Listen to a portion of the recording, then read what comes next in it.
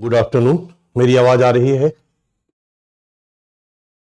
मेरी आवाज आ रही है आप लोगों को?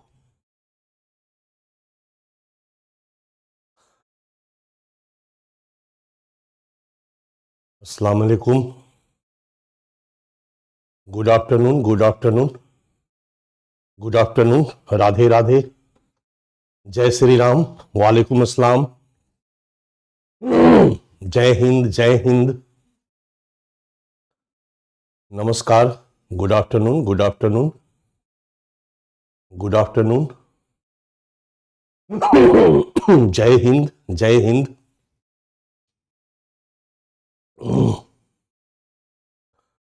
मेरी आवाज आ रही है? सब कुछ ओके है?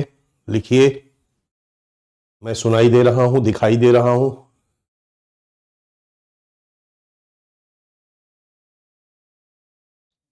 सब कुछ ओके है? दिल्ली में ठंड बहुत जोरों पे पड़ रही है। 3 डिग्री 4 डिग्री सेल्सियस तक ठंड जा रही है बच्चा।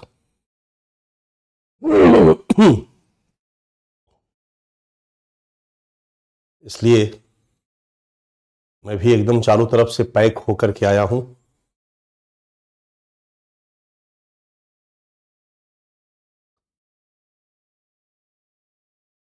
चलिए सभी को फिर से एक बार जोर से गुड आफ्टरनून, जोर से नमस्कार, जय हिंद। हम लोग क्लास को शुरू करते हैं, ठीक है? और आज अति संवेदनशील वर्ग जो हम लोगों का टॉपिक है, जिसको हम लोग पढ़ रहे हैं, वल्नरेबल सेक्शन। और इस वल्नरेबल सेक्शन में अति संवेदनशील वर्ग के रूप में एक और अति संवेदनशील वर्ग के बारे में हम पढ़ने जा रहे हैं। निःशक्त जन आपके स्क्रीन पर है, दिखाई दे रहा है। दिव्यांग, डिसेबल्ड,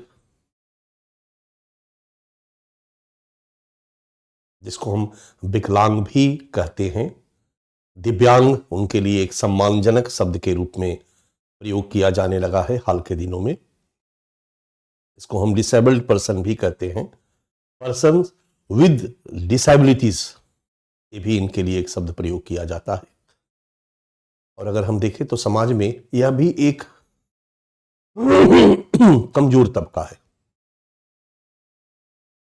और सामाजिक न्याय से युक्त विकास की बात करें तो हमें इनके लिए भी कुछ करना चाहिए, इनको भी ध्यान में रखना चाहिए। विकास का लाभ इन तक भी पहुंचना चाहिए। इनकी दिव्यांगता इनके विकास के मार्ग में बाधक नहीं बननी चाहिए। एक वेलफेयर स्टेट का दायित्व है, एक लोकतांत्रिक राज्य डेमोक्रेटिक स्टेट का दायित्व है कि समाज के हर कमजोर तबके को आइडेंटिफाई करे, उनकी समस्याओं की पहचान करे और उनकी समस्याओं को दूर करने के लिए प्रयास करे, उनके विकास के लिए प्रयास करे।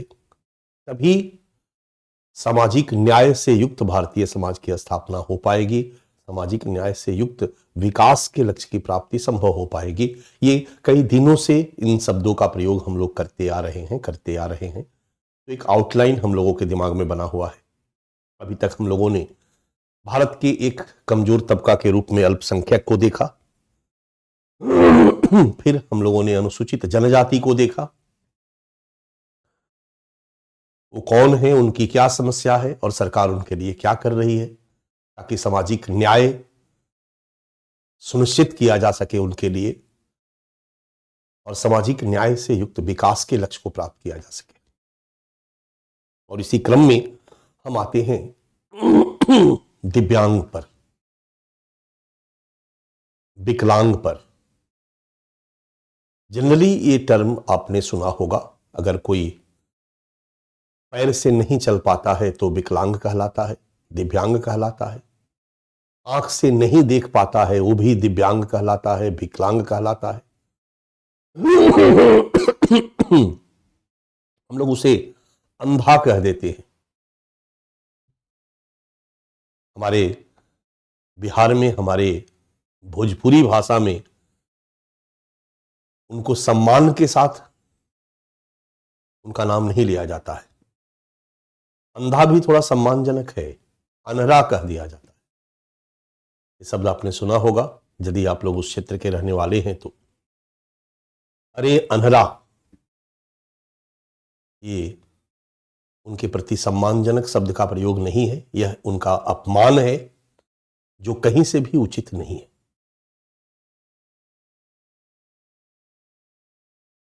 और हमारा संविधान का आदर्श है सामाजिक न्याय। हर कमजोर तबके को हम सामाजिक न्याय उपलब्ध कराएंगे, ऐसा हमारे संविधान में लिखा हुआ है। राज्य कराएगा। इसलिए अनहरा कहना भी उनके साथ अत्याचार है, उनका शोषण है।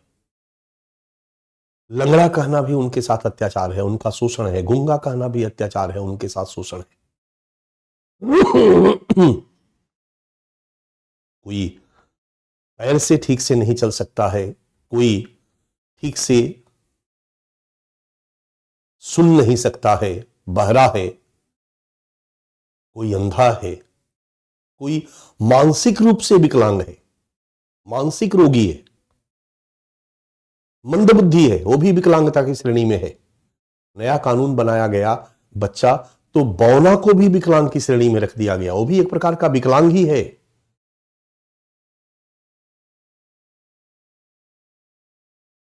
और कहीं ना कहीं ये भी हमारे समाज का एक कमजोर तबका है।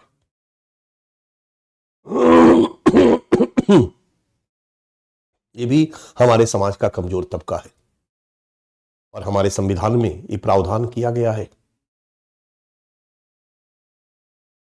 कि हम हर कमजोर तबके के लिए राज्य प्रयास करेगा। हमारा 39A जो है वो समाज के हर कमजोर तबके को पहचान करके उनके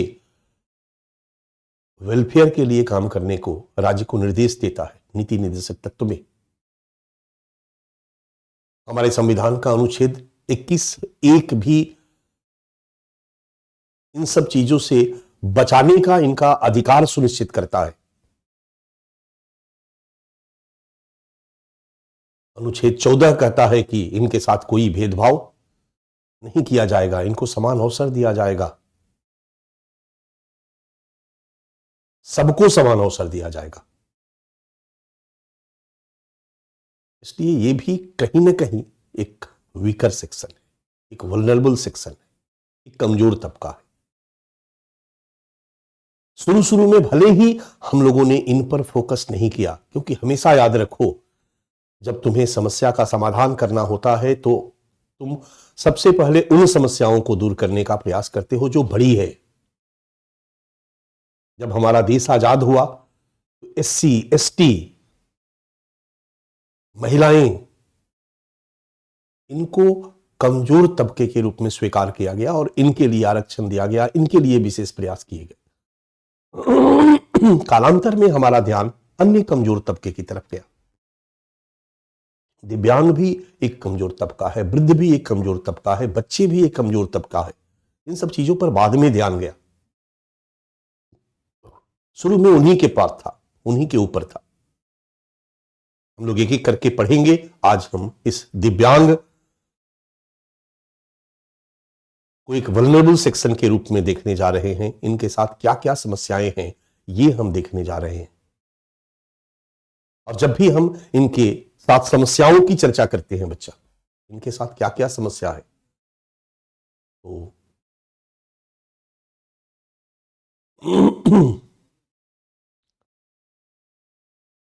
आप सभी भली भांति समझते हो कि दिव्यांग होना अपने आप में एक समस्या है।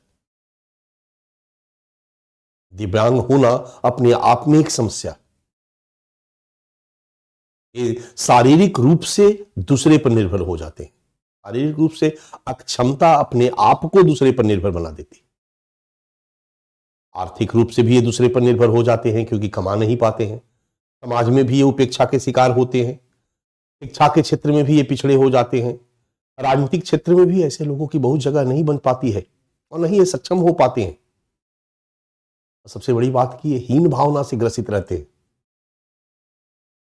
दिव्यांगता अपने आप में एक समस्या है जो कई समस्याओं को जन्म देती है, और यही समस्याएं इन दिव्यांगजन को एक कमजोर तबका, एक अति संवेदनशील वर्ग के रूप में स्थापित कर देती है।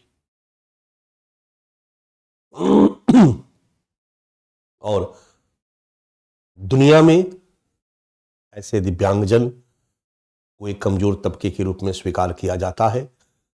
भारत में भी ऐसे दिव्यांगजनों को एक कमजोर तबके के रूप में स्वीकार किया गया, और इनके लिए हमारी सरकार ने कई तरह के प्रयास किए, कई रूपों में प्रयास किए।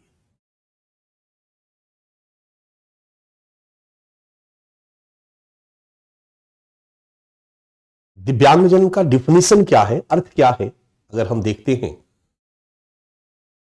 तो कहीं ना कहीं एक लिमिटेशन आपको बनाना होगा, एक सीमा बनाना होगा। पैर थोड़ा सा टेढ़ा है तो दिव्यांग कहलाएगा, या पूरा टूटा हुआ है तो दिव्यांग कहलाएगा। आंख से दिखता नहीं है तो दिव्यांग कहलाएगा, या थोड़ा दिखता है तो दिव्यांग कहलाएगा, क्या होगा? और इसके लिए 1995 में जो निःशक्त व्यक्ति अधिकार अधिनियम पारित किया गया था, एक तरह से कहो तो दिव्यांगों के लिए पहली बार भारत में एक अधिनियम स्पेशली बनाया गया 1995 में, और उसमें इनका एक डिफिनीशन दिया गया। और उसमें डिफिनीशन यही दिया गया कि अगर कोई चिकित्सा पदाधिकारी, अगर कोई डॉक्टर किसी व्यक्ति को ये प्रमाणित कर दे कि वो 40% दिव्यांगता से पीड़ित है, तो दिव्यांग। कोई व्यक्ति दिव्यांग है कि नहीं है, इस बात का प्रमाण उसका सर्टिफिकेट होता है। आप एससी हैं कि नहीं है, आपके पास एससी का सर्टिफिकेट है तो एससी है, नहीं है तो नहीं है। बड़ा क्लियर है। तो दिव्यांग तो छोटा हो या बड़ा हो, सब दिव्यांग ही कहलाएंगे, लेकिन उनके अधिकारों के संदर्भ में जब हम उनकी पहचान करते हैं तो कहा जाता है कि अगर कोई डॉक्टर किसी भी व्यक्ति को यह प्रमाणित करता है कि वो 40%, मिनिमम 40%, उससे अधिक भी दिव्यांगता से पीड़ित है, विकलांगता से पीड़ित है, तो विकलांग व्यक्ति है, वो कमजोर व्यक्ति है। और शुरू शुरू में 7 लोगों को, 7 प्रकार के लोगों को दिव्यांग के रूप में स्थापित किया गया। 7 प्रकार में 3 तो सीधे हैं, चलने में दिव्यांगता मतलब लंगड़ा, बहरा और कुष्ठ रोगी। कुष्ठ रोगी को भी 1995 के अधिनियम में दिव्यांग की कैटेगरी में कैटेगराइज किया गया था। अंधापन से जुड़ा हुआ विकलांगता है, उसकी भी 2 कैटेगरी बना दी गई। एक कंप्लीटली अंधा ब्लाइंड, वो भी दिव्यांग है, और लो विजन, एक को दिखता है लेकिन बहुत कम दिखता है, क्योंकि दिखना एक इंपॉर्टेंट फैक्टर है। और अगर कोई व्यक्ति देखता है तो यह उसकी एक आधारभूत क्षमता है, जिसके आधार पर वो अपने जीवन की बहुत सारी जरूरतों को पूरा कर सकता है, एक एक्टिव मेंबर के रूप में समाज में काम कर सकता है। तो दृष्टि से संबंधित 2 प्रकार के विकलांगता को चिन्हित किया गया, एक 100% अंधा और एक लो विजन वाला। इस तरीके से शुरू में 7 कैटेगरी बनाई गई, और इन्हीं 7 में 40% तक अगर कोई लो विजन वाला है, डॉक्टर प्रमाणित करता है, तो दिव्यांग की कैटेगरी में आएगा। चलने में अगर किसी को दिक्कत है 40% तक, तो वो दिव्यांग की कैटेगरी में आएगा। 40% तक सुनने में अगर दिक्कत है मिनिमम, और ज्यादा बिल्कुल 100% बहरा है, वो भी दिव्यांग, लेकिन अगर थोड़ा बहुत सुन सकता है वो भी दिव्यांग। इस तरीके से दिव्यांगों की 7 कैटेगरी बनाई गई। लेकिन 2016 में बच्चा एक कानून बनाया गया, अधिनियम बनाया गया फिर से पुराने अधिनियम के जगह, और उसमें दिव्यांगों की 21 श्रेणी और बना दी गई। मतलब 7 को लेकर के 21 श्रेणी, उसी में एसिड वगैरह जो फेंका जाता था लड़कियों पर और पूरा का पूरा चेहरा जल जाता था, वो भी एक प्रकार का कमजोर तबका है, उसको भी दिव्यांग की कैटेगरी में रख दिया गया, ताकि दिव्यांग की कैटेगरी में रख देने से दिव्यांगों के लिए जो भी सुविधाएं दी जाती है उनको भी मिलेगी। बौना को दिव्यांग की श्रेणी में रख दिया गया। एक फिल्म आई थी तारे जमी पर, आपने सुना होगा, उसमें जो बच्चा होता है, आमिर खान की फिल्म थी मेरे ख्याल से, उसमें जो बच्चा होता है छोटा, वो कुछ अलग तरह का होता है, वैसे बच्चों को भी दिव्यांग की श्रेणी में रखा गया। इस तरह से दिव्यांग की 21 श्रेणी बना दी गई और फिर उन सभी लोगों के लिए ढेर सारे वेलफेयर स्कीम, ढेर सारे प्रोग्राम, ढेर सारी उनकी सुरक्षा के लिए व्यवस्था की गई। क्या की गई ये हम लोग आगे देखेंगे। लेकिन कुल मिलाकर के हम यहां पर यही कह रहे हैं कि भारत में दिव्यांगता भी एक प्रमुख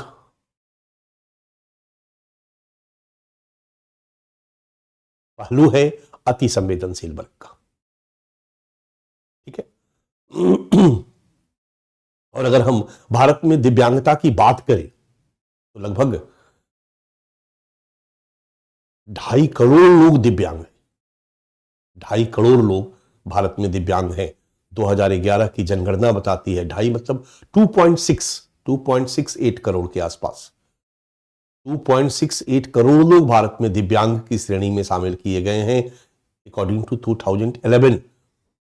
और चूंकि 2016 में नया कानून, क्योंकि 2011 में जिन बच्चों को दिव्यांग की श्रेणी में श्रेणीकृत किया जाता था, जिन लोगों को, वो 1995 के दिव्यांग अधिकार अधिनियम के माध्यम से किया जाता था। यानी जो 7 प्रकार की दिव्यांग की श्रेणी थी उसके आधार पर 2.68 करोड़ लोग दिव्यांग की श्रेणी में थे। लेकिन चूंकि 2016 में जो नया कानून लाया गया, उस नए कानून में दिव्यांग की परिभाषा को विस्तारित कर दिया गया और पुराने वाले 7 के साथ नए और 14 जोड़ करके टोटल 21 लोगों कैटेगरी के लोगों को दिव्यांग के रूप में पहचाना गया। तो स्वाभाविक सी बात है कि 2.68 की जगह पर ये बढ़कर के लगभग 4.5 करोड़ के आसपास हो गई। इतने लोग भारत में दिव्यांग हैं तो निश्चित तौर पर भारतीय जनसंख्या का लगभग 3 से 4% आबादी है।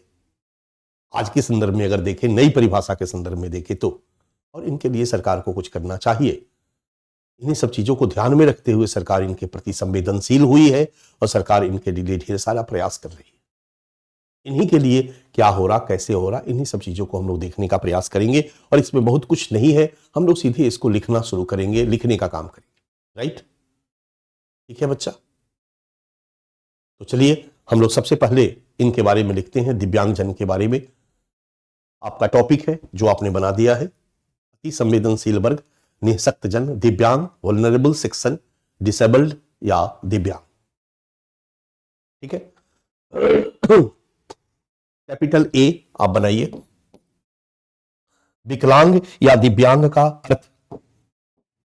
इस टॉपिक को बच्चा हमें 2 दिन में फिनिश करना है, क्योंकि अब छोटे छोटे टॉपिक है और हमें 2-2 दिन एक एक टॉपिक पर लेकर के खत्म करते जाना है।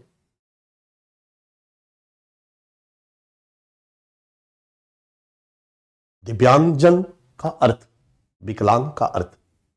पहला अर्थ या पहला डिफिनीशन हम 1995 के डिफिनीशन से देंगे, तो आप नीचे की तरफ एरो देकर के लिखिए। निःशक्त व्यक्ति, निःशक्त व्यक्ति ब्रैकेट में समान अवसर, कॉमा, अधिकारों का संरक्षण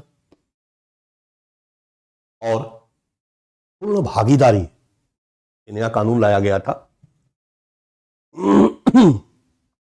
निःशक्त व्यक्ति, समान अवसर, अधिकारों का संरक्षण और पूर्ण भागीदारी, ब्रैकेट बंद, अधिनियम 1995 के अनुसार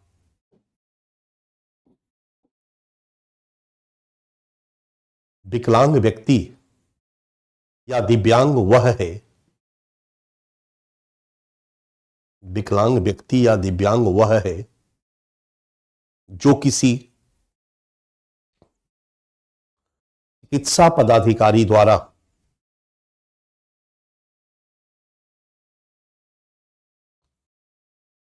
यथा प्रमाणित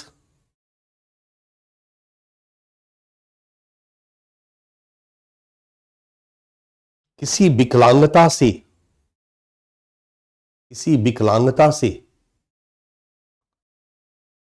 न्यूनतम 40% पीड़ित है।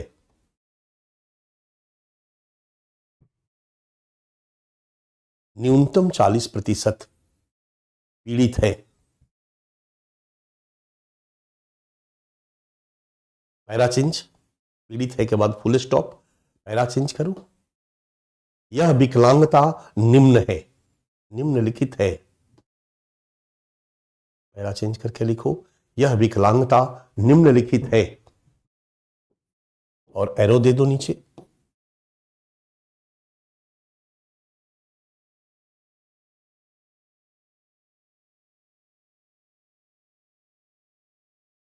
निम्नलिखित है। एक नंबर, दृष्टिबाधिता।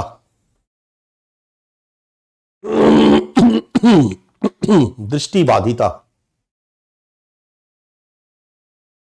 ब्लाइंडनेस। 2 नंबर, कम दृष्टि, ब्रैकेट में लो विजन।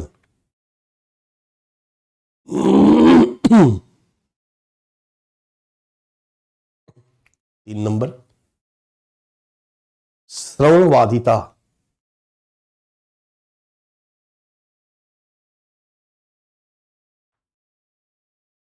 श्रवणबाधिता।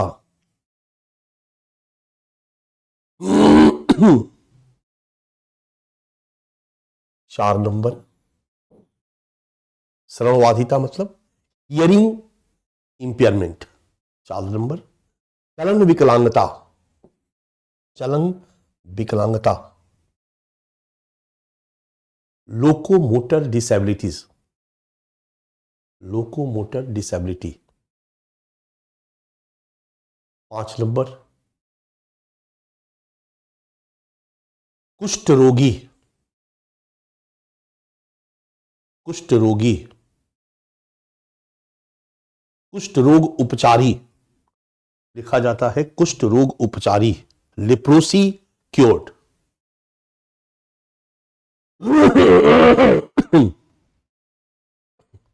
Leprosy cured. ये भी लोग हैं क्योंकि इनको भी समाज उपेक्षा की दृष्टि से देखता है। कई रूपों में ये समाज का एक वंचित तबका है, एक अति संवेदनशील तबका है। 6, मानसिक रोगी, मेंटल इलनेस।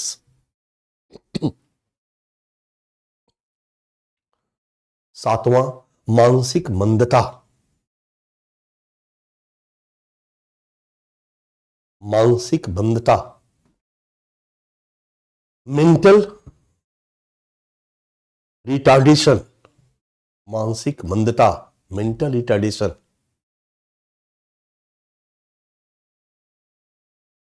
ठीक है, बीच से नीचे की तरफ तीर का निशान दो। बीच से नीचे की तरफ तीर का निशान दो और लिखो,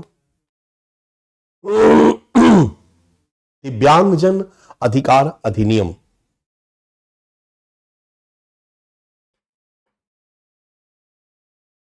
दिव्यांगजन अधिकार अधिनियम डैश 2016 में, दिव्यांगजन अधिकार अधिनियम 2016 में डैश दिव्यांग की परिभाषा को, दिव्यांग की परिभाषा को विस्तारित किया गया और इसमें विकलांगता के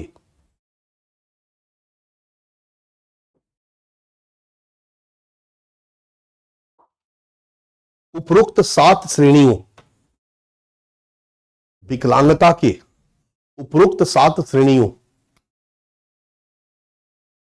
को मिलाकर कुल 21 कर दिया गया। उपरोक्त 7 श्रेणियों को मिलाकर कुल 21 कर दिया गया। आज लिखना ज्यादा है बच्चा, इसलिए थोड़ा सा तेजी से लिखना जारी करें हम लोग।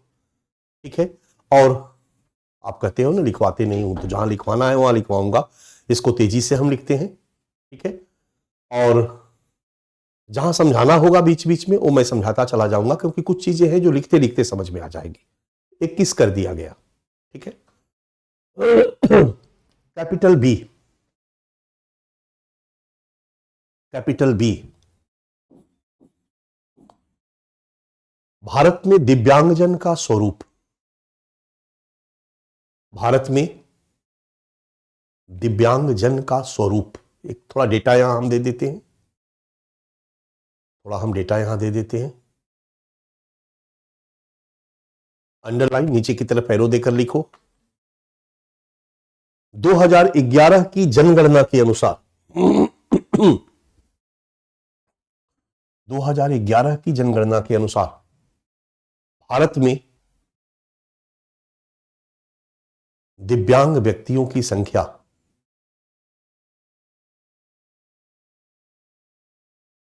2.68 करोड़ थी।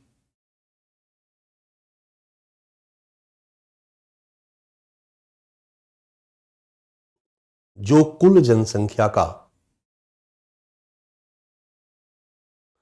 2.21% जो कुल जनसंख्या का 2.21% है।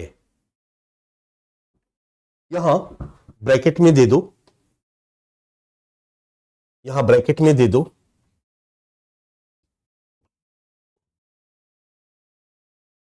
1995 की परिभाषा के अनुसार, बस इतना में समझ जाओगे तुम। मैं तुम्हारी समझ के लिए लिखवा रहा हूं। 1995 में जो अधिकार अधिनियम पारित किया गया उसके अनुसार ये, और यहां पर दो कुल दिव्यांगों में 1.50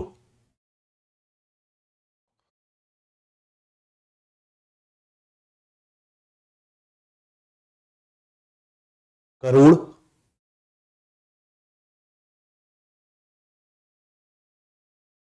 ब्रैकेट में 56%, 1.50 करोड़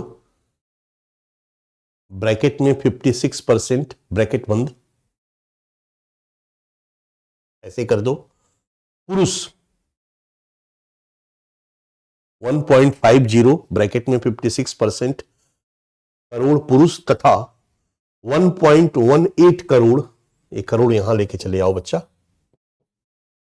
1.50 करोड़ ब्रैकेट में 56% पुरुष तथा 1.18 करोड़ ब्रैकेट में 44% महिलाएं हैं, महिलाएं हैं। क्लियर? कैपिटल सी, भारत में दिव्यांगजनों की समस्याएं, भारत में दिव्यांगजनों की समस्याएं,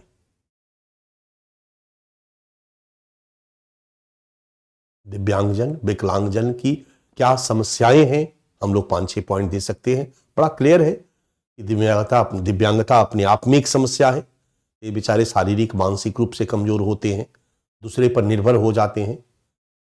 ये आर्थिक रूप से कमजोर होते हैं, क्योंकि जब दिव्यांग होते हैं, विकलांग होते हैं, तो ये कमाने में सक्षम नहीं हो पाते हैं, परिणामतः आर्थिक रूप से दूसरे पर निर्भर होते हैं, दूसरे की बातों को सुनना पड़ता है। ये शिक्षा के क्षेत्र से वंचित हो जाते हैं दिव्यांगता के कारण, ये राजनीतिक क्षेत्र से वंचित हो जाते हैं दिव्यांगता के कारण, ये समाज में भी उपेक्षा के शिकार होते हैं, तो सामाजिक रूप से भी ये वंचित होते हैं। और इन सब चीजों के कारण सबसे बड़ी चीज है कि इनके अंदर खुद हीन भावना बैठी होती है, इनके अंदर हीन भावना बैठती चली जाती है, क्योंकि हर आदमी इनको उपेक्षा की दृष्टि से देखता है, हर क्षेत्र से वंचित हो जाते हैं, दूसरे पर निर्भर हो जाते हैं, और ये सारी चीजें इनको अपने आप में इतना कमजोर कर देती है, कुंठित कर देती है बेचारों की। ये सब इनकी समस्याएं हैं, ये सब इनकी अति संवेदनशीलता का स्वरूप है। पहला पॉइंट, शारीरिक एवं मानसिक रूप से कमजोर एवं पराश्रित, शारीरिक एवं मानसिक रूप से कमजोर एवं पराश्रित। दूसरा पॉइंट, आर्थिक रूप से अक्षम एवं परनिर्भर, आर्थिक रूप से अक्षम एवं परनिर्भर। तीसरा पॉइंट यहीं पर ब्रैकेट में दे दो, 73% दिव्यांगजन, एक फैक्ट है बच्चा, 73% दिव्यांगजन श्रम शक्ति से बाहर हैं।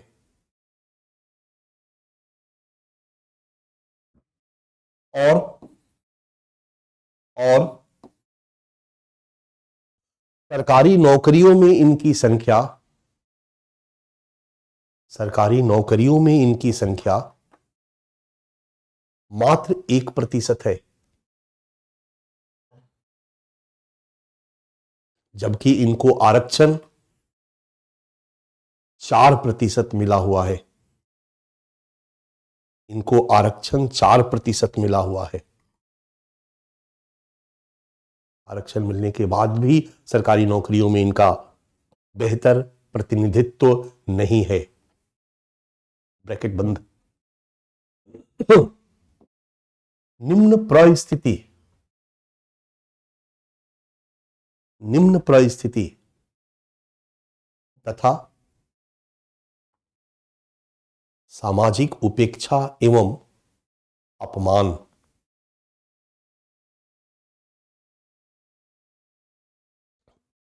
सामाजिक उपेक्षा एवं अपमान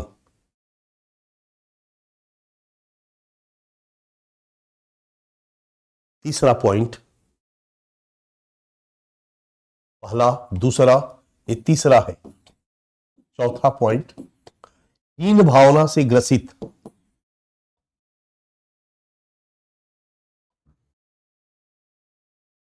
हीन भावना से ग्रसित फलतः मानसिक तनाव एवं कुंठा।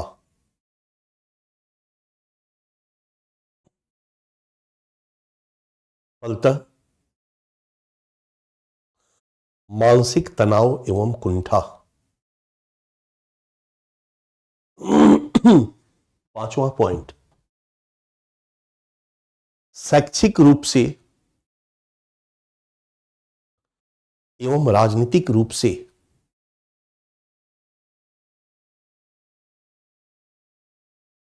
अक्षम एवं पिछड़े। अक्षम एवं पिछड़े। ब्रैकेट में एक डेटा दे सकते हो, 50% से अधिक दिव्यांग स्कूल नहीं जाते हैं। 50% से अधिक दिव्यांग स्कूल नहीं जाते हैं, बेचारे शिक्षा से वंचित हैं। ठीक है, ये है इनकी अति संवेदनशीलता का स्वरूप, इनकी समस्याएं। कुछ इन बिंदुओं की चर्चा करके हम बता सकते हैं कि भारत में दिव्यांग भी एक कमजोर तबका है, दिव्यांग भी एक अति संवेदनशील श्रेणी का व्यक्ति है, और इनके लिए भी सरकार को कुछ करना चाहिए। सरकार कर रही है, क्या कर रही है, ये हम लोग देखने का प्रयास करते हैं। सबसे पहले दिव्यांगजनों की बेहतरी, कैपिटल डी बनाओ। दिव्यांगजनों की बेहतरी एवं रक्षोपाय हेतु किए गए प्रयास। अब हम लोग आ जाते हैं प्रयास पर। अभी तक हम लोग कर रहे थे ना संवैधानिक प्रयास, वैधानिक प्रयास, नीतिगत प्रयास, योजनागत प्रयास। अब थोड़ा सा हम समराइज करेंगे, सब रखेंगे बट समराइज करके रखेंगे। ठीक है, दिव्यांगजनों की बेहतरी एवं रक्षोपाय हेतु किए गए प्रयास।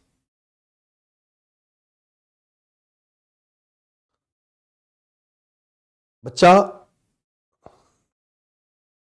दिव्यांगजनों के लिए भी कुछ करना चाहिए।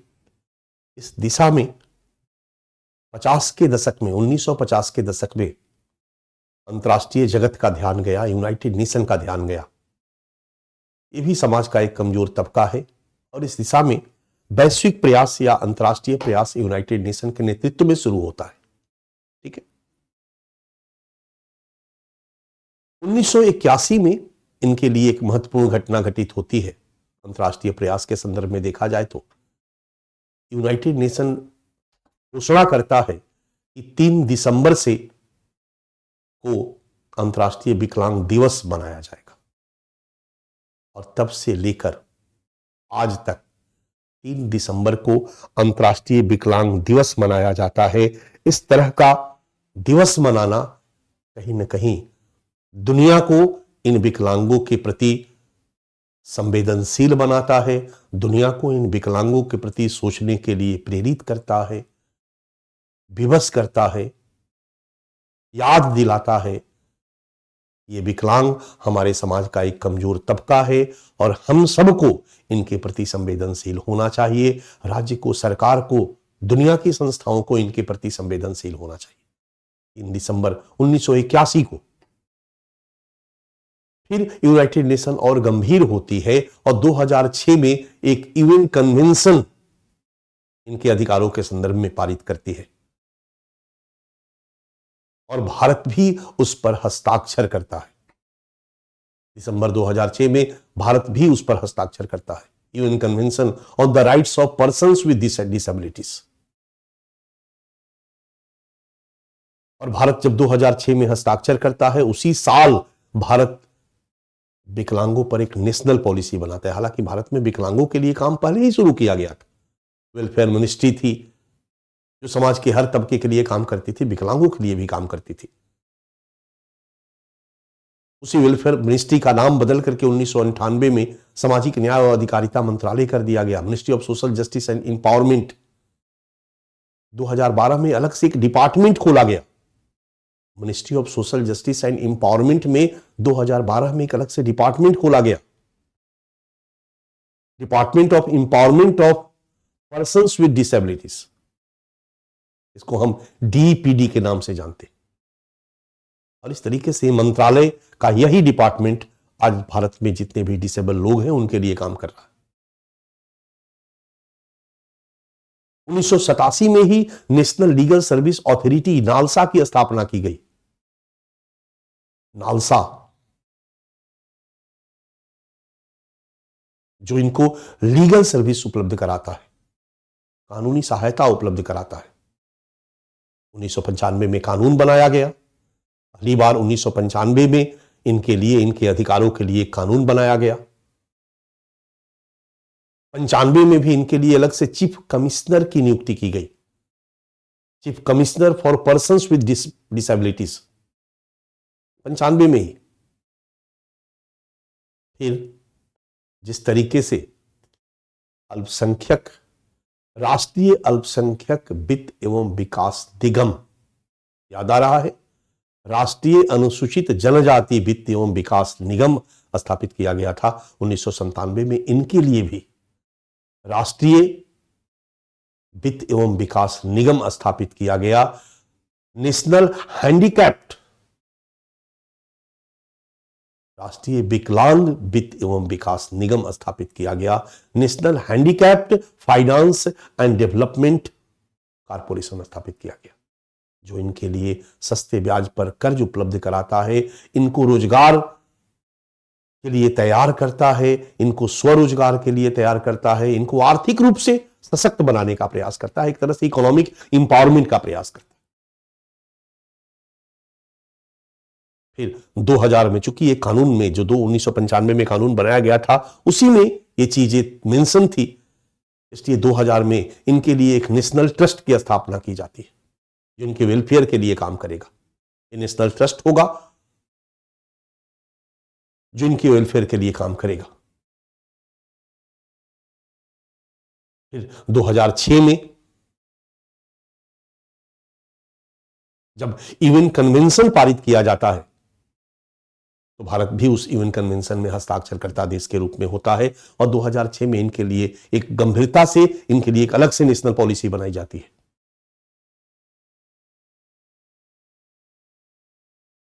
2006 में अलग से नेशनल पॉलिसी बनाई जाती है और फिर 2016 में भी एक प्रयास किया जाता है। 2016 में एक अलग से कानून, क्योंकि हमारी जब नई सरकार 2014 में आती है, पाया जाता है कि 1995 वाला जो कानून है उसमें जिन 7 श्रेणी के लोगों को दिव्यांग के रूप में शामिल किया गया है, उसमें और कुछ लोगों को बढ़ाने की जरूरत है और कुछ कैटेगरी को बढ़ाने की जरूरत है। बहुत से लोग थे जो उसमें शामिल नहीं थे। बौना, जब तक सर्कस चलता था, सर्कस लीगल था, तब तक तो बौना उसमें काम करके 2 पैसा कमा लेता था। लेकिन सर्कस का प्रचलन खत्म हो गया। ये बौना शारीरिक रूप से इतने अक्षम होते हैं कि ये प्रॉपर ह्यूमन बीइंग के रूप में किसी भी जगह पर काम नहीं कर पाते हैं। ये भी एक प्रकार की विकलांगता है। लेकिन पहले वाले डिफिनीशन में जिन 7 प्रकार के विकलांगों की चर्चा की गई थी, उसमें इनको शामिल नहीं किया गया था। तो आवश्यकता महसूस हो रही थी कि इनको भी दिव्यांग के रूप में शामिल किया जाए, विकलांग के रूप में शामिल किया जाए, ताकि इनको सरकार के जो सुरक्षा है, जो स्कीम है, उसका लाभ इनको मिल सके। 2016 में जो नया कानून बनाया गया, उसमें कुछ और ढेर सारी चीजें, उनमें इनको 3% पहले आरक्षण था, आरक्षण को बढ़ा करके 4% कर दिया गया। इनके लिए एक फाइनेंस कोष इनके लिए बनाने पर बल दिया गया, ताकि उस कोष में पैसा जमा होगा जिससे इनका वेलफेयर का काम होगा। उसमें कुछ विशेष प्रयास किए गए, लेकिन सबसे पहले विकलांगता की कैटेगरी में 14 कैटेगरी और डाल दी गई। उस समय बहुत तेजी से प्रचलन हुआ था तेजाब फेंकने वाला। उस समय हमारी सुप्रीम कोर्ट भी तेजाब पर गंभीर हुई थी। जिस किसी भी लड़की पर एसिड अटैक होता था, वो बेचारी कुछ भी करने लायक नहीं रह जाती थी। वो भी एक प्रकार की सामाजिक उपेक्षा की शिकार होने के साथ साथ एक प्रकार की दिव्यांगता का ही एक रूप था। तो 16 के कानून में उसको भी दिव्यांगजन की श्रेणी में शामिल कर दिया गया। इस तरह से कुल 21 श्रेणियां बनाई गई।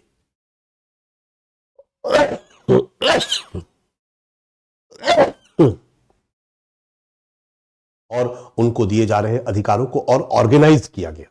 यही सब चीजें हम देखेंगे। और 2016 के बाद 2017 में एक और मेंटल हेल्थ केयर कानून बनाया गया, एक्ट अधिनियम पारित किया गया, जिसमें भी जो मानसिक रोगी थे उनके उपचार के लिए, उनको संरक्षण देने के लिए व्यवस्था की गई, मानसिक रोगियों के लिए। और उसी कानून में आपने सुना होगा, उसी कानून में आत्महत्या को अपराध की श्रेणी से बाहर कर दिया गया, क्योंकि अपराध हमारी आईपीसी की धारा 309 के तहत आत्महत्या अपराध की श्रेणी में शामिल किया गया था।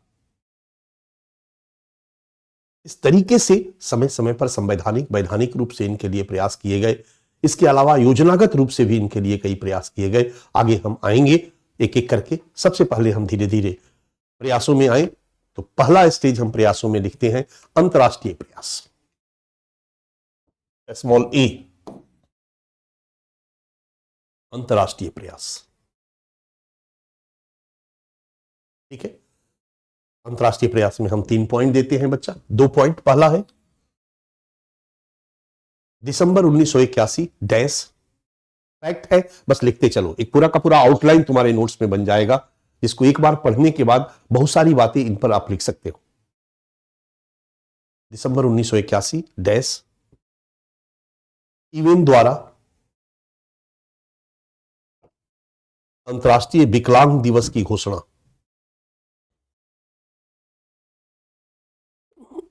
यूएन द्वारा अंतरराष्ट्रीय विकलांग दिवस की घोषणा। सेकेंड पॉइंट है 2006 dash,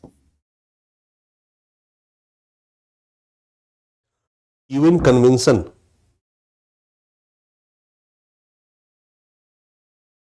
on the rights of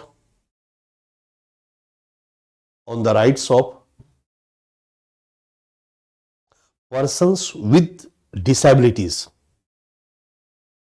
दिव्यांग को इसी नाम से जनरली जाना जाता है, पर्सन्स विद डिसेबिलिटीज।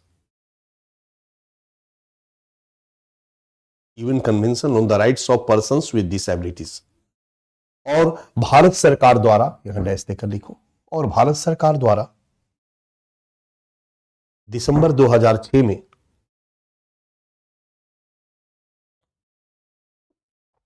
इस पर हस्ताक्षर। भारत सरकार द्वारा दिसंबर 2006 में इस पर हस्ताक्षर। ये हो गया अंतरराष्ट्रीय प्रयास। अब हम आ जाते हैं स्मॉल बी, संस्थागत प्रयास। संस्थागत प्रयास मतलब कौन कौन संस्थाएं और इंस्टीट्यूशन इसके लिए काम कर रहे हैं, और क्रम में यहीं पर दे दिया। संस्थागत प्रयास।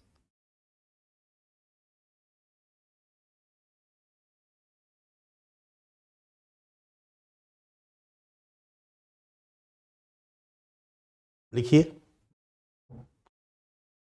सामाजिक न्याय एवं अधिकारिता मंत्रालय तथा DEPD, 98 को हटा दीजिएगा या ब्रैकेट में चाहे तो लिख सकते हैं 1998 और 2012। सामाजिक न्याय और अधिकारिता मंत्रालय 1998 में आया, उसके पहले कल्याण मंत्रालय था। ठीक है, नाम बदलता रहा। 12 में department of empowerment of persons with disabilities, एक अलग से डिपार्टमेंट खोला गया, तो 2012 है। दूसरा है national legal service authority, NALSA, national legal service authority, national legal service authority, national legal service authority.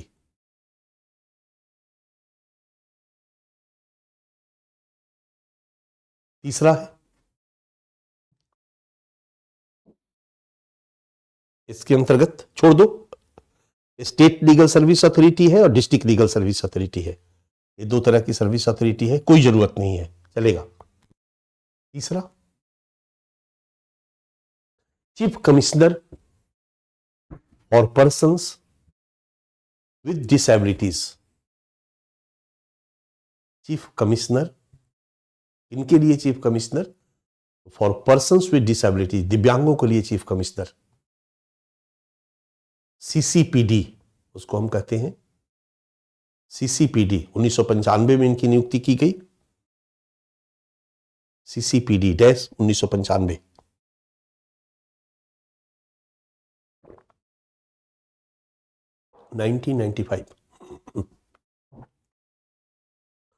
चौथा है national handicapped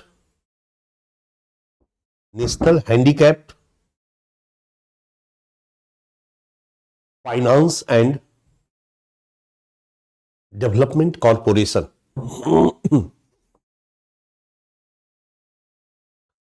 national handicapped finance and development corporation, NHFDC,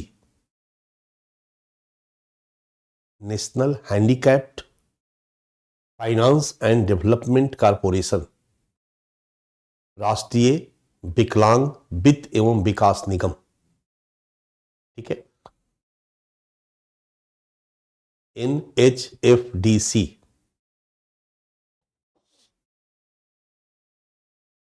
dash 1997, 1997। पांचवा पॉइंट है national trust for welfare, national trust for welfare of persons with disabilities, national trust for welfare of persons with disabilities 2000। ये सब अलग अलग समय पर स्थापित संस्थाएं हैं जो दिव्यांगों के लिए काम कर रही हैं। ठीक है, थोड़ा सा हम लोग संवैधानिक प्रावधान की भी चर्चा कर देते हैं बच्चा, थोड़ा सा। तो मैंने एक स्मॉल सी बना दिया है, संवैधानिक प्रयास नोट सुधार, संवैधानिक प्रयास, अनुच्छेद 14 याद रहेगा, अनुच्छेद 21(1) और अनुच्छेद 39A, कई बार इसकी मैं चर्चा कर चुका हूं। आर्टिकल 14, आर्टिकल 21(1), आर्टिकल 39A, तो फंडामेंटल राइट्स से जुड़ा हुआ है और एक आपका डायरेक्टिव प्रिंसिपल से जुड़ा हुआ है। ये हमारा संवैधानिक प्रयास है। वैधानिक प्रयास की बात करते हैं, कानूनी प्रयास संस्थागत हो गया, ये सब इंस्टीट्यूशन है, मंत्रालय है जो कर रही है। हमारे संविधान में प्रोविजन है और फिर कुछ समय समय पर कानून बनाया गया तो वैधानिक प्रयास की बात करते हैं, small D.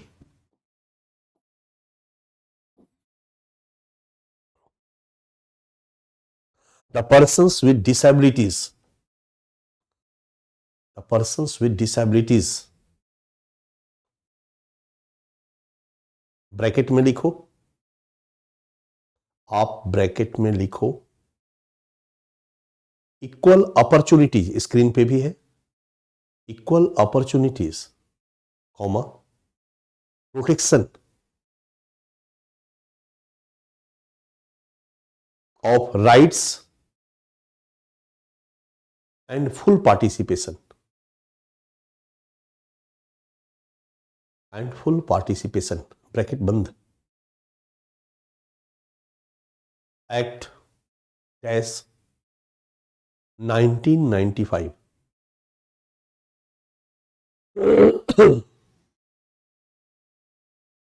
1995।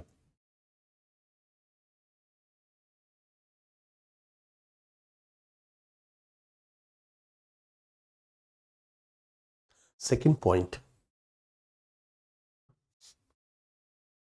National trust for welfare of persons with disabilities act, एक कानून था, इसी कानून को बना करके, इसी कानून को पारित करके नेशनल ट्रस्ट बनाया गया, national trust for welfare of persons with disabilities act 1999। इसी अधिनियम के द्वारा 2000 में ट्रस्ट की स्थापना की गई। तीसरा, rights of persons with disabilities act 2016, rights of persons with disabilities act 2016।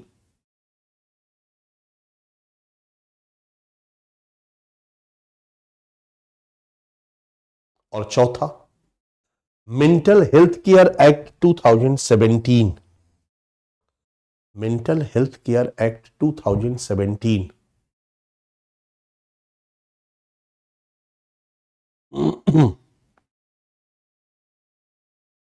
ठीक है बच्चा, ये सब वैधानिक प्रयास है, और वैधानिक प्रयास में भी लास्ट के जो 2 प्रयास है उन पर स्पेसिफिक क्वेश्चन पूछा जा सकता है, इसलिए हम लोग इसको स्टार टॉपिक के रूप में रखेंगे और इसको अलग से हम लोग पढ़ लेंगे, जैसे समय समय पर हम लोग अलग से पढ़ते रहे, इसको हम लोग अलग से पढ़ेंगे, इन दोनों कॉन्स्टिट्यूशन को, इन दोनों एक्ट को, अधिनियम को। और जो 2 नंबर है ये भी थोड़ा सा इसके बारे में डिटेल हम लोग जानने का प्रयास करेंगे। बाकी ऊपर वाला तो खत्म हो गया, क्योंकि ऊपर वाले के जगह पे ही आपका तीसरा नंबर आया, तो ऊपर वाला पढ़ने की जरूरत नहीं है। 1995 का जो अधिनियम था उसी को और मजबूत करते हुए 2013 में अधिनियम लाया गया। 2 नंबर, 3 नंबर, 4 नंबर पर एक नजर डालना है। 2 नंबर पर नजर डालेंगे नहीं, हम लिखवाते चले जाएंगे। फटाफट लिखना शुरू करो आप। National trust for welfare, heading डालो, एक टॉपिक बनाओ, ऊपर से नीचे की तरफ एरो करो और एरो करके एक टॉपिक बना दो बच्चा, छोटा सा topic. National trust for welfare of persons with disabilities act 1999।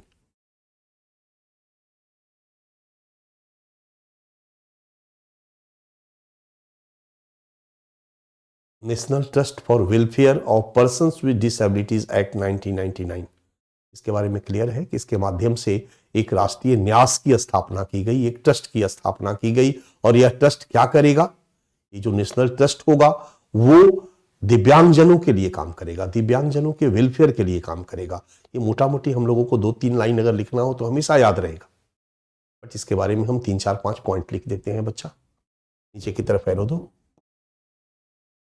पहला, इस अधिनियम के द्वारा 2000 में दिव्यांगजन हेतु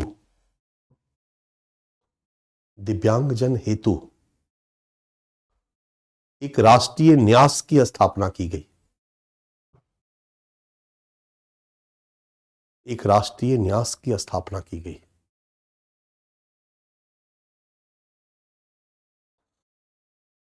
की गई है, की गई है या की गई। सेकंड पॉइंट, यह न्यास SHG self help group, SHG का मतलब हुआ स्वयं सहायता समूह, यह न्यास SHG कौमा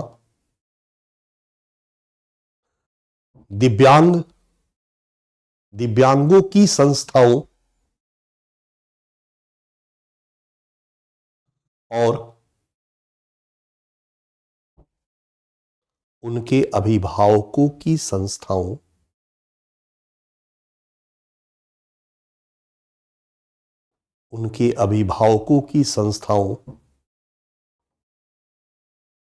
की एक तंत्र के रूप में, तंत्र के माध्यम से कार्य करता है। एक तंत्र के माध्यम से कार्य करता है।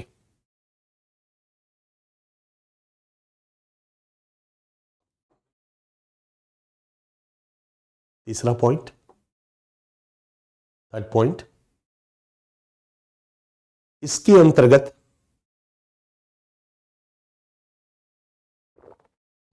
देश भर में 3 सदस्यीय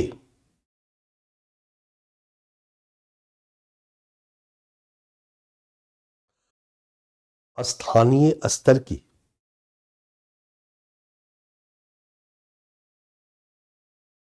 समितियां स्थापित करने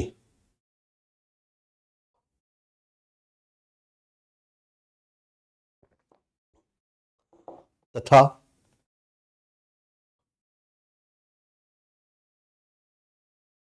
जहां आवश्यक हो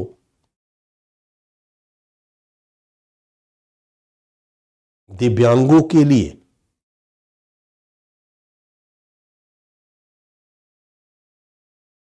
कानूनी संरक्षक तैयार करने का प्रावधान किया गया है। कानूनी संरक्षक,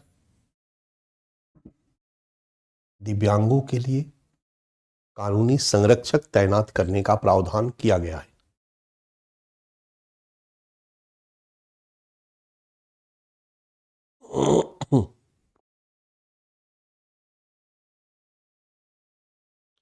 पॉइंट नंबर 4,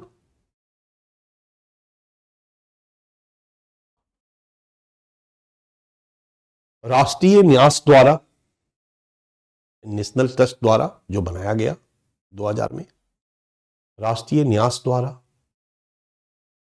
6 वर्ष की आयु तक, 6 वर्ष की आयु तक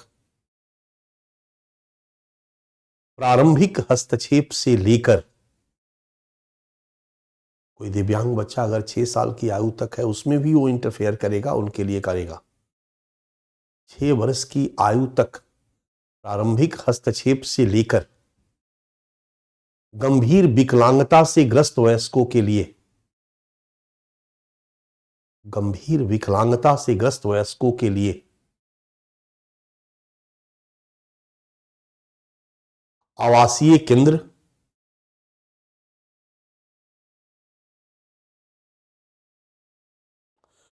योजनाओं एवं कार्यक्रमों का संचालन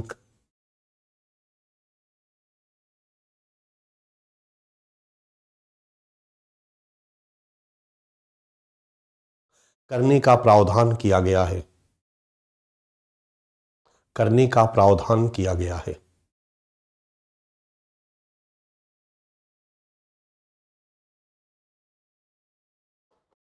करने का प्रावधान किया गया है। इसको लिखने की जरूरत नहीं है, ठीक है, क्योंकि 2019 के बाद वो लैप्स हुआ है। करने का प्रावधान किया गया है। ये है बच्चा एक ट्रस्ट। ट्रस्ट के बारे में हम लोगों ने 3-4 लाइन लिख लिया है, इससे ज्यादा की हम लोगों को जरूरत नहीं है। बाय द वे अगर आता है ट्रस्ट के साथ जोड़ करके गलती से 1-2%, तो ट्रस्ट के बारे में हम जानते हैं। ऐसे 2-3 लाइन जानना चाहिए और वो हम जानते हैं। 2 स्टार टॉपिक जो हम लोगों ने बनाया है, 2 अधिनियम, उस 2 अधिनियम के बारे में हम प्रॉपर तरीके से लिखेंगे। तो आपका अगला टॉपिक आ रहा है, वो है यूपीआईसी topic, rights of persons with disabilities act 2016। Rights of persons with disabilities act 2016।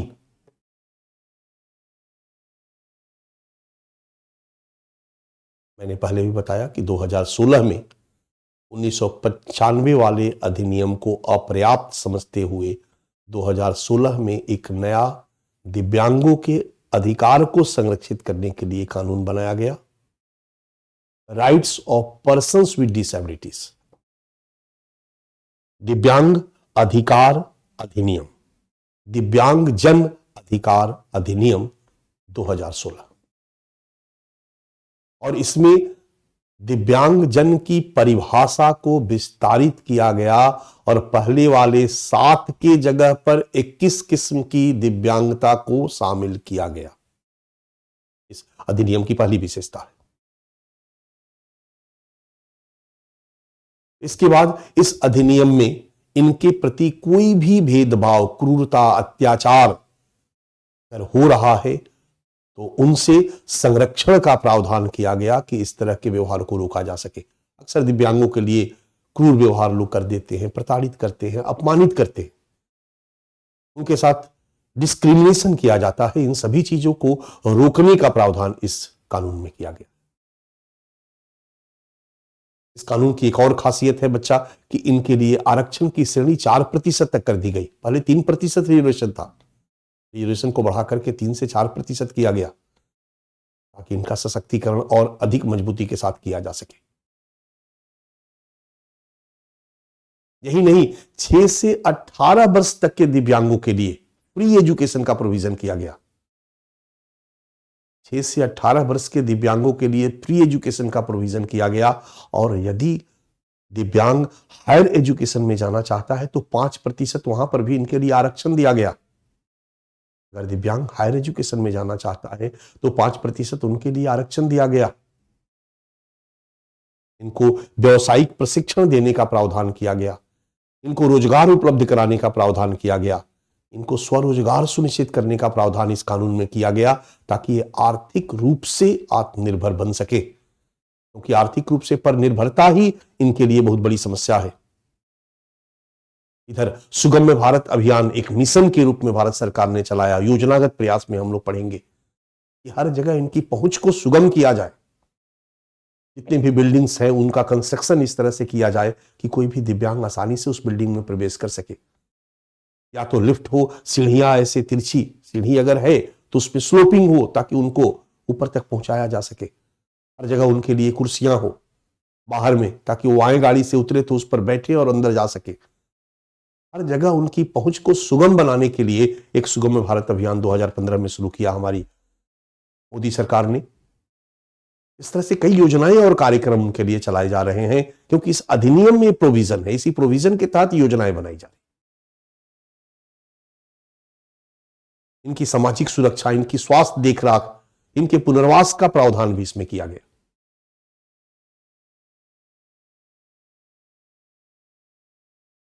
इनके लिए मैंने पहले भी कहा कि एक कोष के निर्माण पर बल दिया गया इसी कानून में कि सब किया जाना चाहिए ताकि इनको वित्तीय सहायता उपलब्ध कराई जा सके।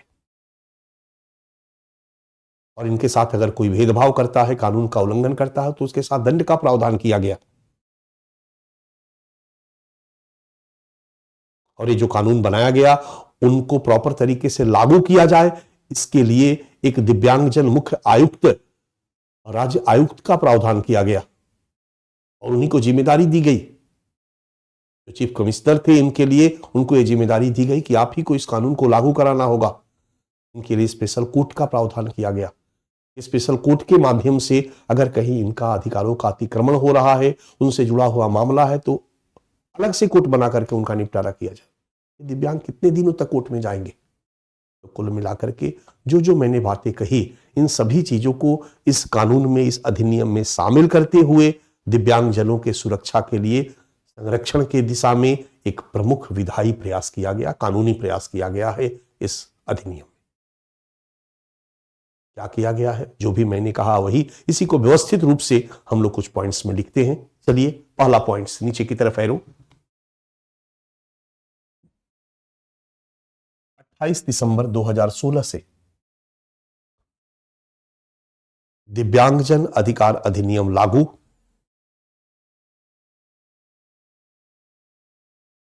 जो 21 वर्ष पुराने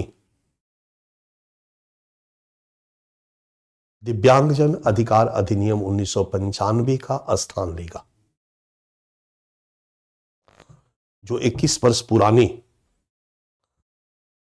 दिव्यांगजन अधिकार अधिनियम 1995 का स्थान लेगा।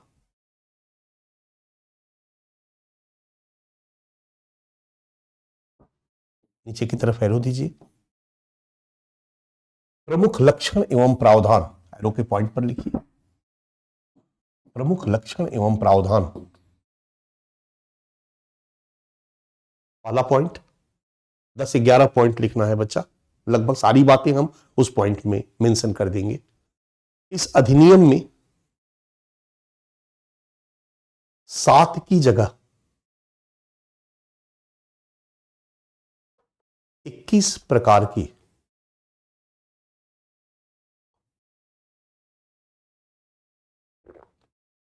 अक्षमताओं को दिव्यांग की श्रेणी में डाला गया और कुछ नवीन प्रकारों को भी इसमें शामिल किया गया। कुछ नवीन प्रकारों को भी इसमें शामिल किया गया। धारा 2,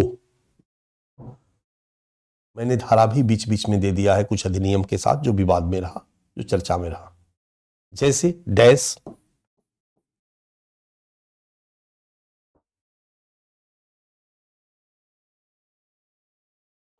पहला है स्पीच एंड लैंग्वेज डिसेबिलिटीज। ये सब नए जो है इसमें जोड़े गए हैं बच्चा। स्पीच एंड लैंग्वेज डिसेबिलिटीज,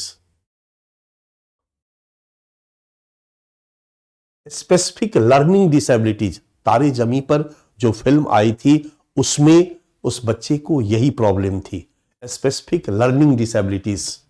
इसको डिसलेक्सिया कहा जाता है, इसी का एक रूप है। Example, dyslexia, specific learning disabilities. Acid attack victim, acid attack victim, dwarfism, acid attack victim, dwarfism, बौनापन जिसको हम कहते हैं।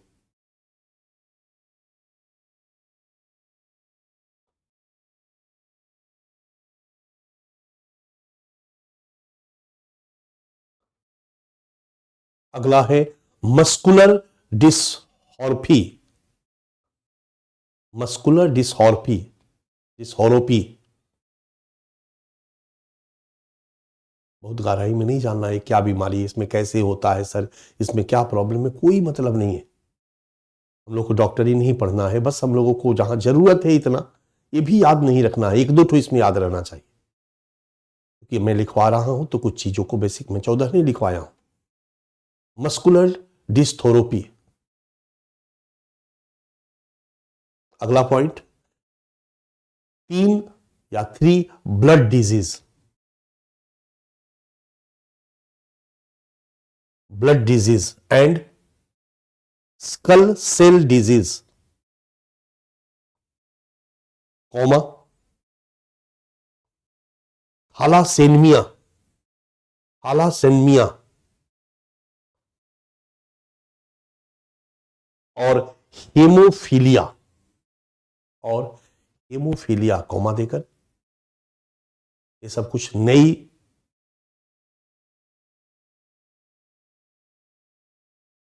विकलांगता के प्रकार हैं जिनको शामिल किया गया।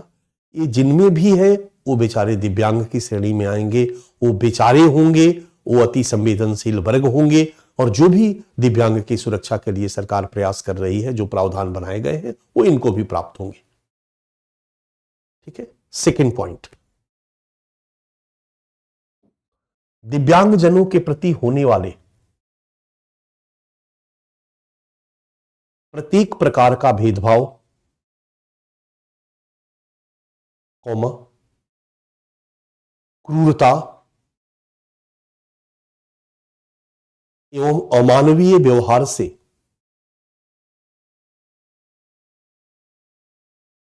संरक्षण का प्रावधान, अमानवीय व्यवहार से संरक्षण का प्रावधान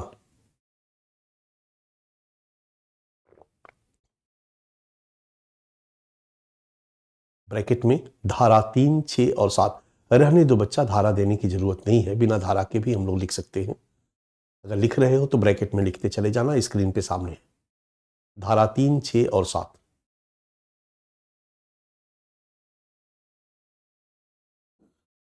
विशेष श्रेणी के दिव्यांगजनों के लिए,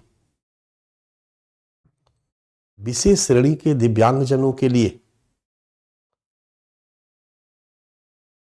सरकारी प्रतिष्ठानों में आरक्षण को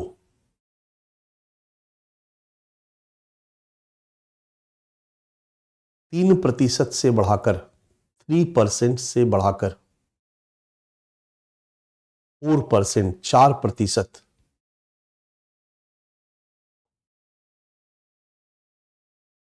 किए जाने का प्रावधान, किए जाने का प्रावधान धारा 4, धारा 4। बाकी धारा नहीं लिखोगे आप, मेन धारा हमने लिख दिया। चौथा है, ये डैश 18 वर्ष की आयु के दिव्यांग बच्चों को, 6-18 वर्ष की आयु के दिव्यांग बच्चों को मुफ्त शिक्षा के अधिकार का प्रावधान, उनका अधिकार है फ्री एजुकेशन पाना, मुफ्त शिक्षा के अधिकार का प्रावधान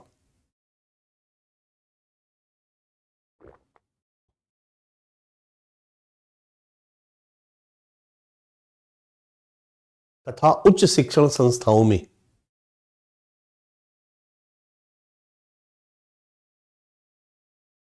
5%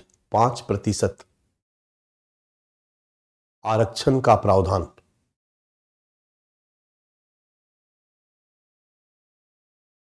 पॉइंट नंबर 5, इनको व्यावसायिक प्रशिक्षण,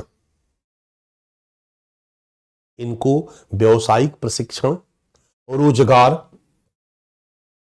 एवं स्वरोजगार को सुनिश्चित करने का प्रावधान, इनको व्यावसायिक प्रशिक्षण और रोजगार एवं स्वरोजगार को सुनिश्चित करने का प्रावधान।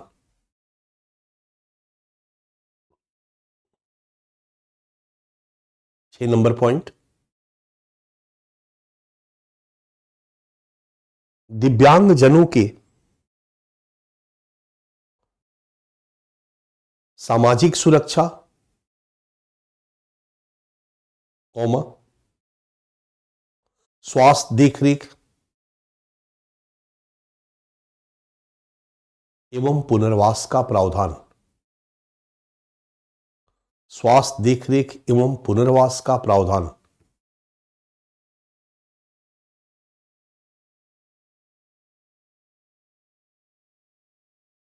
पॉइंट नंबर 7, सुगम्य भारत अभियान के तहत, सुगम्य भारत अभियान के तहत, कौमा, लोक भवनों को, लोक भवनों को जितनी भी सरकारी बिल्डिंग है, लोक भवनों को निर्धारित समय में, इसमें आम जनता का आना जाना रहता है, निर्धारित समय में दिव्यांग जनों के अनुकूल बनाने का प्रावधान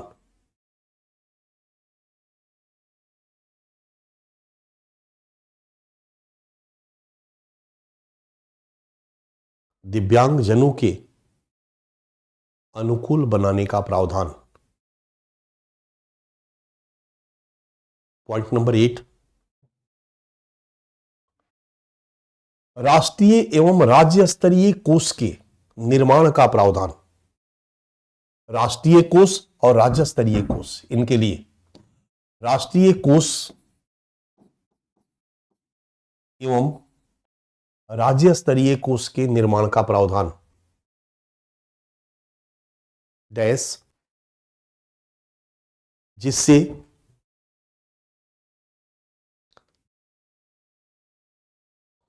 दिव्यांग जनों को वित्तीय सहायता उपलब्ध होगी। दिव्यांग जनों को वित्तीय सहायता उपलब्ध होगी।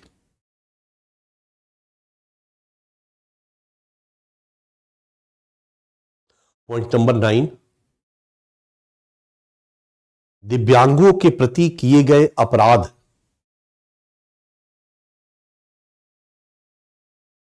दिव्यांगों के प्रति किए गए अपराध एवं नए कानून के उल्लंघन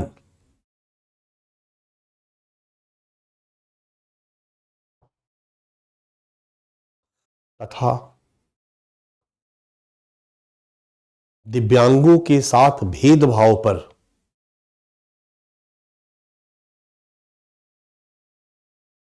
दिव्यांगों के साथ भेदभाव करने पर दंड का प्रावधान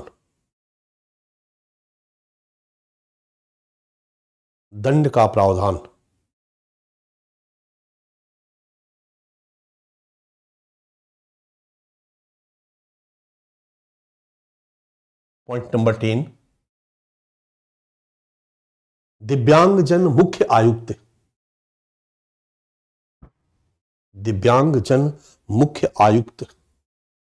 एवं दिव्यांगजन राज्य आयुक्त को दिव्यांगजनों के शिकायत निवारण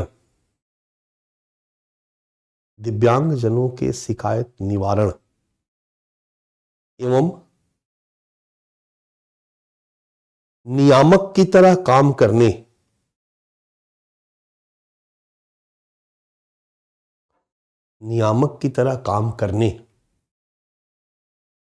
और इस कानून के क्रियान्वयन की जिम्मेदारी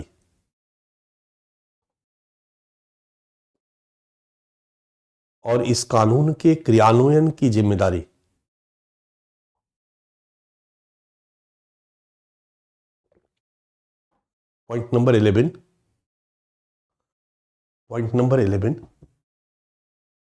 प्रत्येक जिले में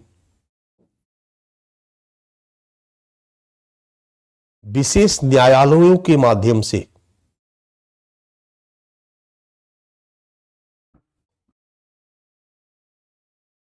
दिव्यांगों के अधिकारों के उल्लंघन के मामलों का निपटारा करने का प्रावधान।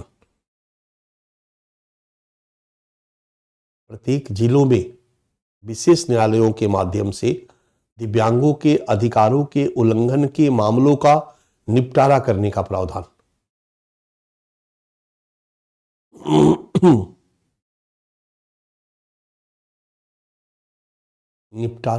प्रावधान। ठीक है, बीच से नीचे की तरफ एरो, 2 लाइन में हम इसकी समीक्षा कर देते हैं। एरो देकर के लिखो समीक्षा। इस कानून का सारा प्रोविजन मैंने लिखवा दिया। समीक्षा 16 में कानून आया, अभी 4-5 साल हुआ है, तो हम यही कहेंगे कि निश्चित रूप से कानून उनके लिए अच्छा है, उनसे भला होगा उनका, ठीक है। डिपेंड करता है कि कितने दृढ़ इच्छा शक्ति के साथ इस कानून को लागू किया जाता है, क्योंकि एक रेफरेंस हमारे पास है बहुत अच्छा, एक करेंट हमारे पास है। वो करेंट ये है कि सुप्रीम कोर्ट को बोलना पड़ा कि इस कानून को लागू करे। 2016 में कानून बना, जनवरी 2018 को सुप्रीम कोर्ट को बोलना पड़ा, निर्देश देना पड़ा कि 3 महीने के भीतर इस 2016 के कानून को लागू किया जाए, और ये कानून अभी भी पूरी तरह से लागू नहीं है। तो बात कानून बना देने से नहीं होता है, बात होता है उस कानून को दृढ़ इच्छा शक्ति के साथ लागू किया जाए, उसको जमीन पर उतारा जाए, लोगों को अवेयर किया जाए कि उनके बारे में एक कानून बनाया गया है। कानून का जब तक सफल क्रियान्वयन नहीं होगा तब तक उस कानून का कोई आउटपुट नहीं रहेगा। इस तरीके से इसी संदर्भ में हम इसकी समीक्षा कर देते हैं बच्चा, ठीक है। निश्चित रूप से स्मॉल ए दो, निश्चित रूप से डॉट डॉट डॉट यह अधिनियम भारत में दिव्यांगजनों के रक्षा एवं सशक्तिकरण की दिशा में, रक्षा एवं सशक्तिकरण की दिशा में एक महत्वपूर्ण प्रयास है, एक महत्वपूर्ण प्रयास है।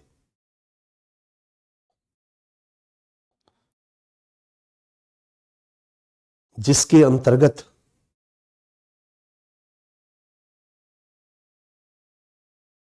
इसमें कई अन्य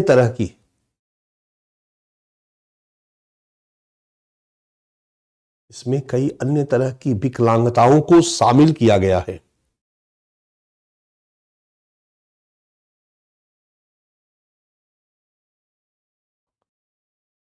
विकलांगताओं को शामिल किया गया है, डैश डैश जिससे दिव्यांगों के क्षेत्र का विस्तार संभव हुआ है, दिव्यांगों के क्षेत्र का विस्तार संभव हुआ है।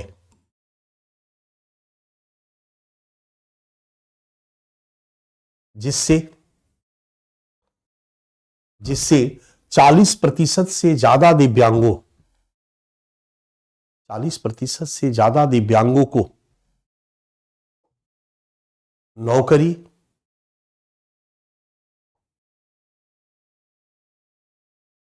शिक्षा और सरकारी नौकरियों में, सरकारी योजनाओं में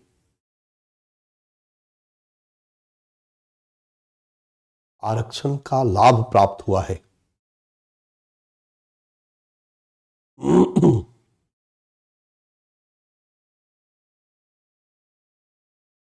साथ ही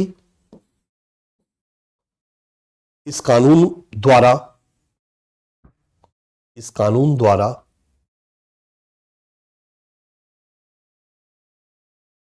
सरकारी क्षेत्र में उनको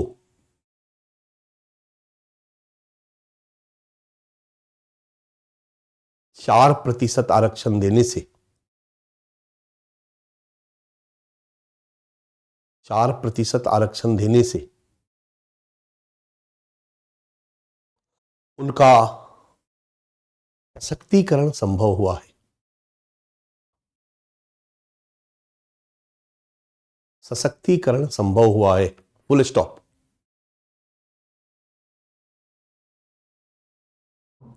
लिखो, सरकारी के साथ साथ निजी कंपनियों की इमारतों में, सरकारी के साथ साथ निजी कंपनियों के इमारतों में दिव्यांगों के आने जाने हेतु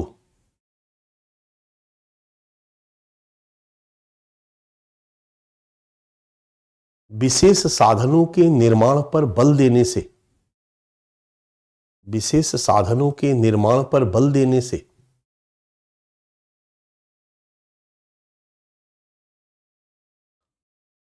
इनकी गतिशीलता,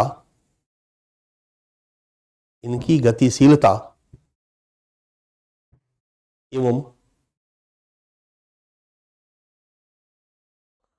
सार्वजनिक जीवन में इनकी सहभागिता में, सार्वजनिक जीवन में इनकी सहभागिता में वृद्धि संभव हुई है।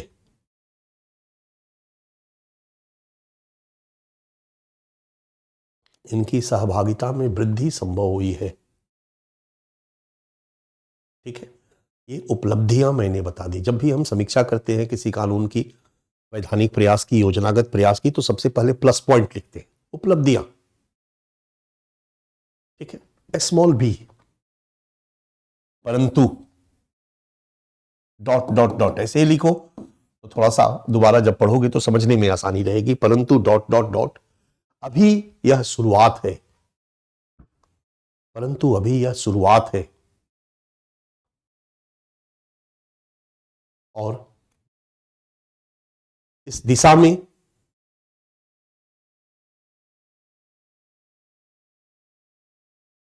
अपेक्षित लक्ष्य की प्राप्ति तभी हो सकेगी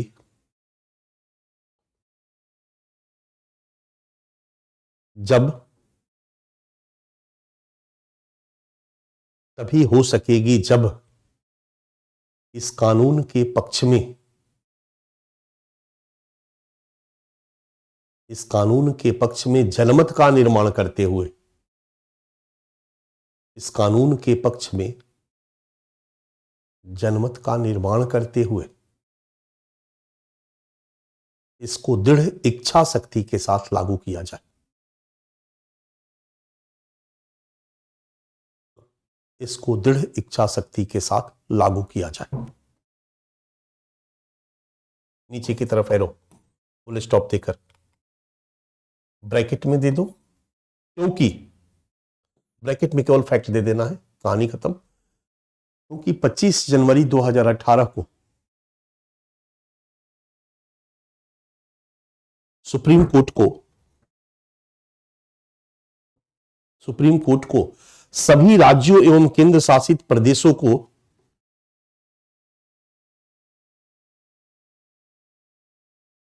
निर्देश देना पड़ा कि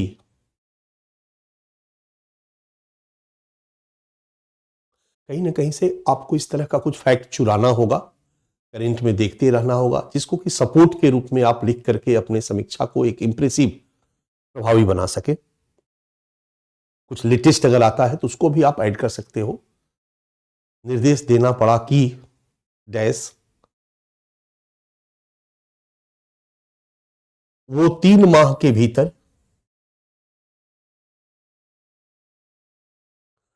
दिव्यांग अधिकार अधिनियम 2016 को लागू करे। दिव्यांग अधिकार अधिनियम 2016 को लागू करे। डैश डैश, परंतु अभी भी यह पूरी तरह लागू नहीं हो पाया है। परंतु अभी भी यह पूरी तरह लागू नहीं हो पाया है।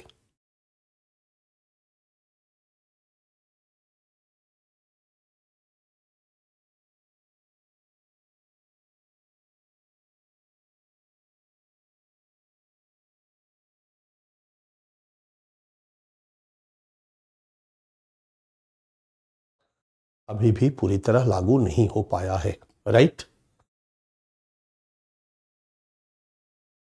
मैं उम्मीद करता हूं आप लोगों ने लिख दिया है।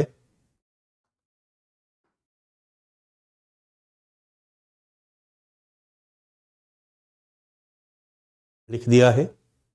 नेक्स्ट टॉपिक, फ्रेश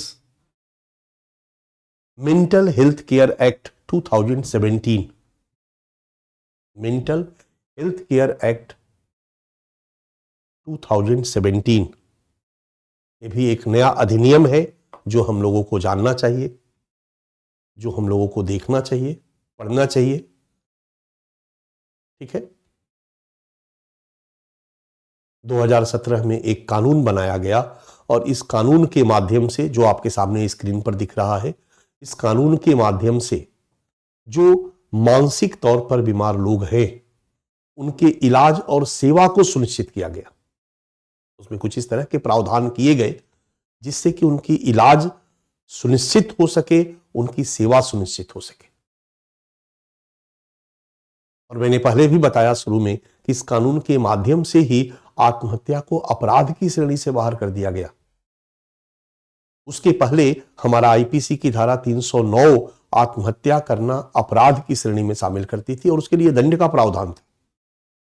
बट कालांतर में एक लंबा चिंतन हुआ इस पर, एक व्यक्ति आत्महत्या आखिर क्यों करता है। कोई खुशहाल व्यक्ति तो आत्महत्या नहीं करता। कहीं ना कहीं व्यक्ति अगर दुखी है, परेशान है, विभिन्न प्रकार की प्रताड़नाओं से प्रताड़ित है, समस्याओं से ग्रसित है, तभी वो आत्महत्या करेगा। कई लोगों ने आत्महत्या को अधिकार के रूप में मांगना शुरू कर दिया था कि भाई हमारी मर्जी, हम क्यों नहीं आत्महत्या करें। एक वेलफेयर स्टेट की जिम्मेदारी है कि हमको भोजन उपलब्ध कराए, लेकिन हम विभिन्न कारणों से, हमें रोजगार नहीं मिल रहा, हम बेरोजगार हैं, हम अपने परिवार का भरण पोषण करने में सक्षम नहीं है। इससे बढ़िया है कि हम अपने को खत्म कर दें। तिल तिल कर मरने से बेटर है कि हम अपने को खत्म करें। इसलिए आत्महत्या का अधिकार हमें मिलना चाहिए। इस पर चिंतन हुआ, मंथन हुआ, लगा कि नहीं भाई, आत्महत्या, एक तो दुखी होकर बेचारा सुसाइड कर रहा, सुसाइड करते हुए पकड़ा गया तो पकड़ के उसको जेल में डाल दो, ये क्या है भाई। आत्महत्या के लिए प्रयास किया, वो नहीं सफल हुआ, हाथ पैर टूट गया, मरा नहीं, बिल्डिंग से कूदने के बाद पकड़ के जेल में डाल दो क्योंकि वो क्राइम है। तो इस पर चिंतन के बाद ये निष्कर्ष निकला कि नहीं, आत्महत्या को अपराध नहीं माना जाए, आत्महत्या को एक मानसिक बीमारी माना जाए, एक परेशानी माना जाए। तो इसी कानून के माध्यम से आत्महत्या को अपराध की श्रेणी से बाहर किया गया। इसके अलावा जो भी मानसिक रूप से बीमार लोग हैं उनका प्रॉपर इलाज हो, इसके लिए व्यवस्था की गई। हर अस्पताल में इस तरह के लोगों के इलाज के लिए मुफ्त इलाज का प्रावधान इस कानून में किया गया। इस कानून में कहा गया कि जो भी मानसिक रूप से बीमार है उसको लिखकर देने का यह अधिकार है कि उसका इलाज कैसे किया जाए। जो मानसिक रूप से बीमार है उसको अपने इलाज के लिए प्रतिनिधि की नियुक्ति का प्रावधान है।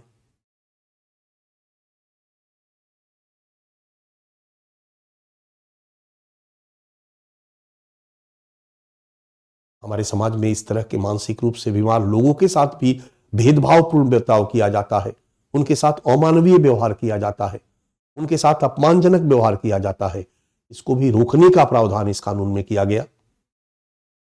यह भी किया गया कि जो मानसिक रूप से बीमार व्यक्ति है और अगर इलाज करवा रहा है उसको यह अधिकार होगा कि इस बात की खबर मीडिया को न दी जाए। स्वाभाविक सी बात है, अगर हल्का फुल्का हमें मेंटल प्रॉब्लम है और अगर मैं ट्रीटमेंट गया हूं इस कानून के तहत और कहीं ना कहीं ये खबर मीडिया को चली जाती है तो हमारी बदनामी होगी। तो ये जानकारी मीडिया को नहीं दिया जाए, ये भी उस व्यक्ति के अधिकार क्षेत्र में लाया गया कि वो अधिकार है कि वो निर्धारित करे कि इसकी खबर मीडिया को नहीं दी जाए। इसके लिए एक मेंटल हेल्थ केयर अथॉरिटी के गठन का प्रावधान किया गया इस कानून में। एक authority, national mental health authority का गठन किया जाएगा। राज्यों में भी इसका गठन किया जाएगा जो इस तरह के बीमारों का इलाज सही ढंग से इस कानून के तहत हो रहा है कि नहीं हो रहा है, इस पर वो नजर रखेगा। एक रिव्यू बोर्ड की स्थापना की गई जो इनके अधिकारों की रक्षा कर सके, समय समय पर निर्देश दे सके। अधिकारों के उल्लंघन के लिए दंड का प्रावधान किया गया और मानसिक रूप से बीमार लोगों को ये अधिकार कानून बनाया गया, इसके बारे में अवेयरनेस भी जरूरी है। तो इसी कानून में इस कानून में ही ये प्रोविजन किया गया कि एक मेंटल हेल्थ केयर प्रोग्राम चलाएगी सरकार और मेंटल हेल्थ केयर प्रोग्राम चला करके इस कानून के बारे में या कानून के द्वारा मानसिक रूप से बीमार लोगों के प्रदत्त अधिकारों के बारे में उनको अवेयर करेगी, उनको जागरूक करेगी। ठीक है, तो ये है एक अधिनियम। इसमें भी हम लोग बच्चा धारा नहीं लिखेंगे, केवल अधिनियम के बारे में लिखेंगे। इसको हम लोग आज रहने देते हैं, कल हम लोग इसको फिनिश कर देंगे, कल हम लोग इसको कंप्लीट करेंगे। कल हमें केवल लिखवाना है, इसको समझाना नहीं है, तो इसको मैं लिखवाते चला जाऊंगा। और फिर कुछ योजनाएं हैं, उनके बारे में पीडीएफ दे करके मैं उन योजनाओं के बारे में आपको समझा दूंगा, क्योंकि योजनाओं के बारे में सारी योजनाएं लिखवाने लायक नहीं है जिसको कि लिखवाया जा सके। कुछ योजनाएं हैं जो स्पेशल है, जैसे स्मार्ट सिटी मैंने आपको लिखवाया था इंडियन सोसाइटी में, वो अलग से हम करवा देंगे। अदरवाइज सारी की सारी योजनाएं हम एक पीडीएफ देके आपको समझाते चले जाएंगे। डन। तो कल हम लोग मिलते हैं बच्चा, कल नहीं, कल संडे है और कल 2024 का पहला संडे, और अच्छे दिन को मनाने से चूकना नहीं चाहिए। खुशियां मनानी है तो कोई ना कोई बहाना चाहिए, वो संडे ही क्यों ना हो। तो 1 जनवरी मनाए, 31 दिसंबर मनाए, अब 2024 का पहला संडे मनाओ। मैं नहीं कहूंगा सैटरडे मनाओ, फ्राइडे मनाओ, ये तो मनाते ही रहो, क्योंकि इसमें पढ़ रहे हो तो क्या मनाओगे। पर संडे छुट्टी है तो संडे को आप 2024 का पहला संडे मनाओ, एंजॉय करो। कल आप सभी को 2024 का पहला रविवार शुभ हो, मंगल कामना हो। Happy Sunday, happy new year again. Thank you. कल मिलते हैं बच्चों हम लोग, ठीक है? कल नहीं, परसों मिलते हैं, मंडे को मिलते हैं हम लोग। Thank you, thank you, thank you.